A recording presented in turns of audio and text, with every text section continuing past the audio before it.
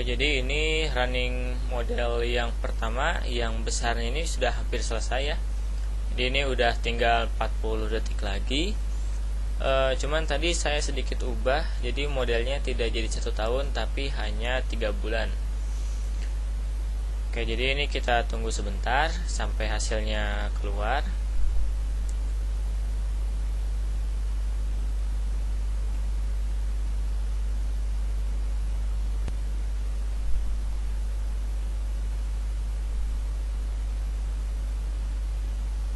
Ini udah running terakhir ya untuk gelombangnya.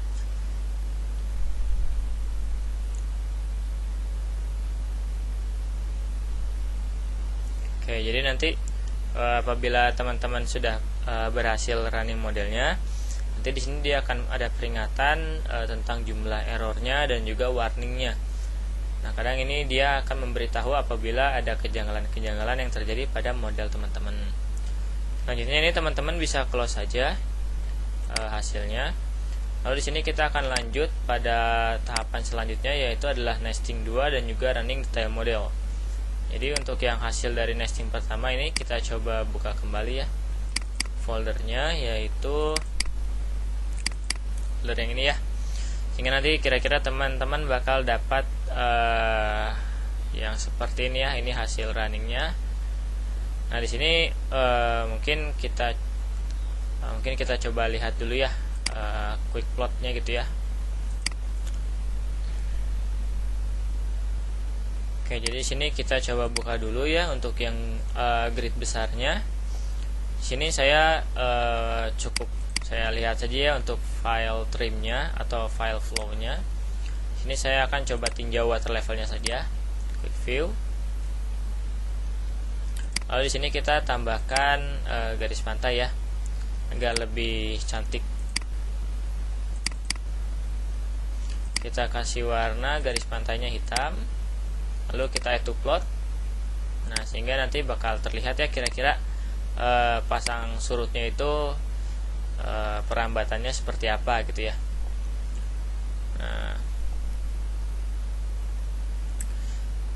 oke, jadi selanjutnya nanti teman-teman bisa lihat-lihat ya hasilnya itu untuk file-filenya itu untuk output yang bisa dilihat. Kan tadi kita masukin parameter pasang surut, ada water level, salinitas bisa kita lihat, lalu di sini sedimen kohesif bisa kita lihat.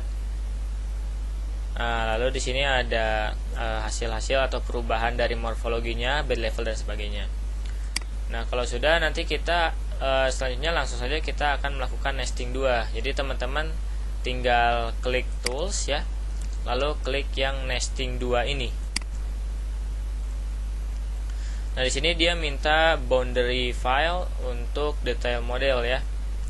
Jadi di sini untuk detail modelnya itu kan tadi kita pakai yang grid 20 ya. Berarti di sini saya tulis asalnya itu BND 20 untuk boundary-nya ya. BND 20 ya. Nah, .bnd. Oke. Untuk administration filenya itu yang tadi, yang observation point-nya, nesting 1.adm ya. Lalu di sini run ID untuk Nevis file. Untuk overall modelnya, yang itu kita masukin yang file MDF yang grid besarnya. Yang tadi kan kita running yang 100, yang flow 100 ini ya. Berarti kita nanti di sini tulis flow 100, tapi nggak usah ditulis extension filenya. Jadi cukup tulis saja flow 100 ya. .mdf-nya nggak usah ditulis. Lalu enter. Lalu di sini dia minta output for detail model. Yang pertama adalah output hydrodynamic-nya. Di sini file hydrodynamic-nya itu dalam time series, dan extension filenya itu adalah .bct. Nah, karena di sini untuk grid yang 20 saya namakan dia bct20.bct ya. Untuk sedimennya ini bcc20.bcc. Nah, yang bct20 ini teman-teman bisa beri nama bebas ya. Yang penting belakangnya itu extension filenya itu sebagai berikut. Lalu yang terakhir ada diagnostic file ya, atau yang ini kan ini ya, ini sesuai urutan ini ya. Ini dia file announcement, extensionnya itu adalah .dia. Di sini saya kasih nama saja nesting2.dia ya. Nah, di sini kita diminta apakah ingin mengoreksi water levelnya. Ya, saya bilang tidak ya. Atau saya tulis 0 ya. Nah, di sini teman-teman mau generate salinitasnya nggak di boundary detailnya? Saya bilang ya gitu ya.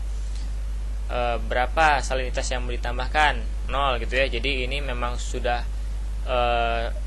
pure dari perambatan model besarnya. Maksimum salinitas tadi kan kita masukin salinitasnya itu sekitar 32 ya. Nah, maksimumnya misalkan saya masukkan 40 gitu ya. Jadi di boundary saya salinitasnya itu nggak bisa lebih dari 40. Dan untuk minimumnya itu 0. Lalu mau masukin sedimen kohesif nggak? Saya masukin ya. Lalu berapa nih yang kita tambahkan? 0, nggak ada. Terus maksimum sedimennya berapa gitu kan? Kan saya masukin di boundary-nya itu 0,125. Ya udah, maksimumnya ya saya tulis 1 aja ya. Jadi nggak akan ada sedimen kohesif yang konsentrasinya lebih dari 1 kg per meter kubik. Minimumnya 0. Nah, di sini adalah type of profile-nya. Di sini ada uniform, linear, dan 3D. Ini teman-teman pilih uniform saja, lalu klik enter. Nah, jadi nanti dia akan mengenerate sendiri file hydrodynamic, sedimen, dan sebagainya ya untuk detail model teman-teman. Nah, nanti outputnya itu bakal muncul file-file yang seperti ini yang sudah teman-teman tuliskan ya, yang BCC-nya muncul, nesting2.dia-nya muncul, lalu BCT-nya juga harusnya muncul nih, BCT20-nya ya.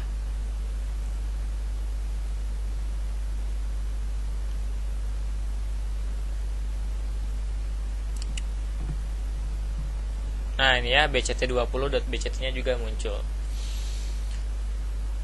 Maksudnya begini. Jadi nanti ini kan tahapan nesting 2 ini sudah selesai ya. Nah, nesting 2-nya sudah selesai, lalu kita running detail model. Nanti teman-teman buka lagi Delft 3D-nya. Lalu masuk ke bagian flow input ya. File, open, buka yang flow detailnya, yang ini yang 20 ya, yang saya tadi. Nah, di sini teman-teman bisa lihat ya, ini untuk apa namanya itu? Nah, ini time frame-nya kita rubah dulu ya. Jadi tadi itu kita ganti nggak jadi setahun, tapi jadinya itu cuma 3 bulan ya. Ini berarti sampai tanggal 10 ya. 10/2022. Kita copy, masuk ke bagian output. Ini kita ganti ya, kita sesuaikan. Nah, ada ya. Nah, ya nanti di sini teman-teman coba cek di bagian boundariesnya, lalu klik edit flow condition. Nah, jadi ya kan yang tadi asalnya dia itu nilainya 00 di semua boundary ini, sekarang dia sudah terisi ya, ada nilai dari water levelnya itu sendiri. Nah, waktu pemodelannya itu karena kita yang besarnya 3 bulan, ya sudah, jadi kita cuma punya data ya 3 bulan ya. Nah, lalu untuk file-file lainnya ini kita bisa masukkan juga, tapi kita pertama input dulu ya prosesnya, yaitu sedimen. Jadi kan kita masukin parameter sedimen kohesif ya, sedimen kohesif, masukin add loss, oke. Lalu kita masukkan salinitas. Nah, di sini untuk initial condition kita samakan ya 1,27, salinitas ini 22, konsentrasi 0,0905. Ini sama kayak yang overall model. Nanti untuk di bagian boundaries teman-teman buka open ya. Di sini teman-teman buka aja transport condition yang sudah teman-teman save ya. Yang tadi kan BCC20 ya. Open. Nah, kita tunggu sebentar. Nah, kalau sudah kita save ya. Ini kita save boundary-nya di yang 20. Yes. Ini ya udah kita save lagi aja ya, transportnya 20 ya. Ini juga kita save ya. BCT20 ya. Oke. Nah, kalau sudah teman-teman bisa close, lalu coba teman-teman klik edit transport condition. Nah, jadi dari sini kita punya informasi besarnya salinitas pada boundary yang ada pada detail model ya, seperti ini ya. Nah dari sini memang kebetulan nggak ada yang lebih dari 40 karena memang nggak emang dari perhitungannya nggak ada ya. Tapi misalkan kalau teman-teman setting maksimumnya 30, berarti yang nanti di sini muncul maksimumnya adalah 30, nggak akan ada 32 gitu ya. Sedimen cohesive-nya juga bisa teman-teman lihat ya di sini. Nah, ini ada semua datanya di setiap open boundary gitu ya. Nah, jadi ini udah auto ada ya berkat tools dari nesting 2 tadi. Nah, selanjutnya ini teman-teman ubah saja ya, maksudnya tuh ini sesuaikan dengan data teman-teman ya. Ini saya juga sambil coba buka lagi ya yang model besarnya untuk kita samakan ya, flow 100 ya.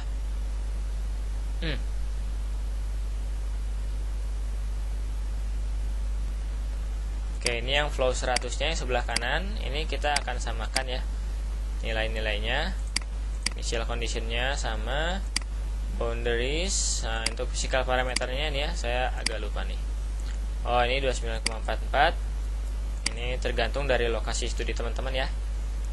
Lalu sedimennya itu ini kalau tidak salah, nah ini adalah nilai yang saya rubah sendiri ya berdasarkan kondisi di lokasi studi.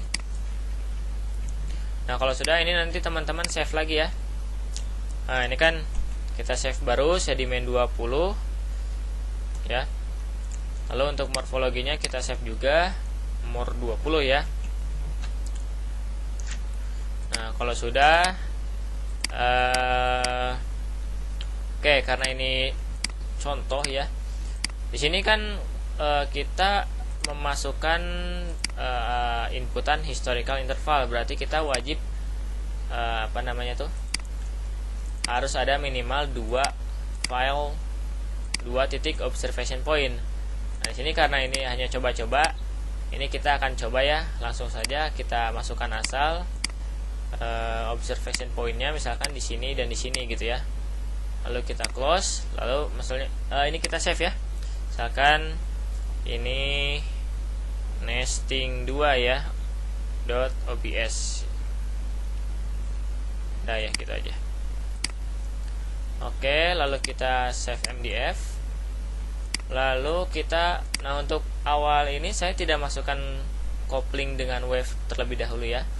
Jadi kita coba running dari passwordnya saja. Nah, sebelumnya ini teman-teman pindahkan saja hasil running dari grid yang besarnya. Di sini teman-teman buat folder baru. Misalkan ini adalah overall model ya. Nah, teman-teman pindahkan yang ini ya. Ini kan hasil running grid besarnya. Sampai run ID di cut saja, pindahkan ke sini. Nah, seperti itu ya. Jadi nanti di sini cuman ada file-file mentah untuk running modelnya gitu ya.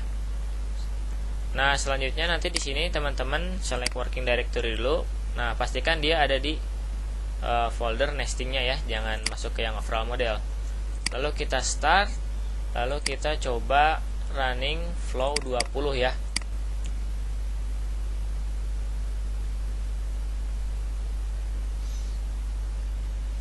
Nah, jadi ini kita udah masuk ke tahapan running detail modelnya.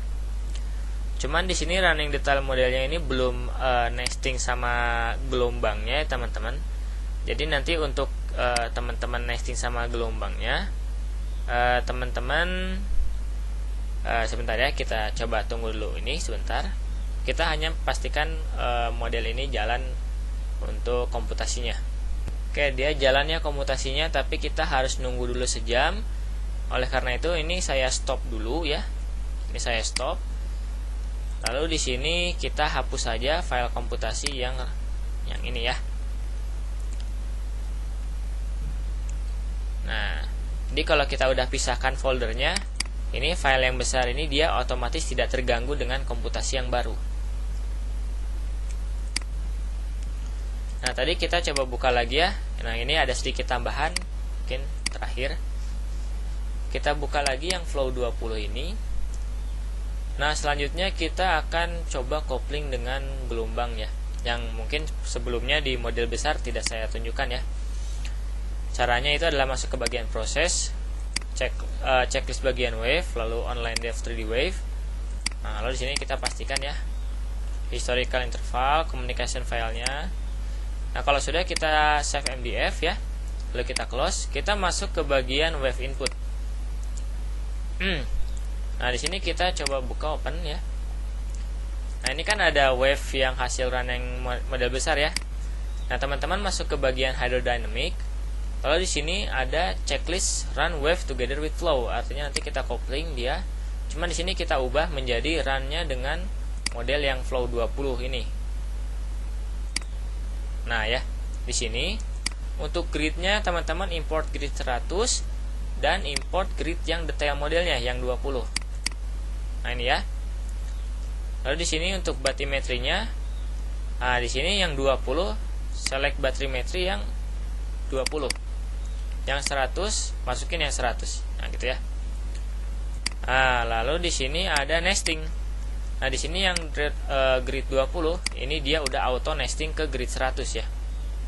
Jadi nanti gelombang di grid 20 kita dapatkan dari perambatan grid 100-nya yang besar ya. Ini sudah, batimetri sudah, nesting sudah. Nanti di sini hydrodynamic-nya gejalanya seperti apa ya. Di sini biasanya saya use Bedon extend ya. Mungkin ini penjelasan lebih lanjutnya teman-teman bisa lihat di manual ya. Di sini sudah time frame-nya ini pasti mengikuti water levelnya, flow modelnya. Di sini boundariesnya saya masukkan gelombang dari arah utara, timur laut, barat laut ya. Barat ya, barat laut, timur laut, dan arah utara ya. Orientasinya boundary-nya itu define boundary by orientation. Jadi nanti bakal ada gelombang ya yang datang dari arah, misalnya ini dari arah utara. Nah, dengan besar signifikan wave height-nya sekian, peak period-nya sekian, dan arahnya itu 0 derajat ya, searah putaran jarum jam. Jadi kalau kita lihat timur laut di sini, maka dia pasti 45 derajat ya.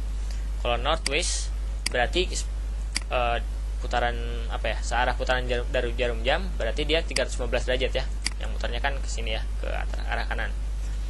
Nanti di sini untuk additional parameternya, output parameternya, di sini output dari computationalnya itu mau di mana gitu ya, grid 100 atau grid 20 atau keduanya. Nah, karena di sini kita running detail model, ya kita cukup ambil di grid 20 saja gitu ya hasil komputasinya gitu ya. Lalu kita save as ya, jangan di save. Nah, di sini kita tulis saja untuk wave 20 ya. Nah, ini ya sudah wave 20, save. Selesai, lalu kita running lagi ya. Sehingga nanti kita akan masukkan kita akan running flow 20 dan dia akan minta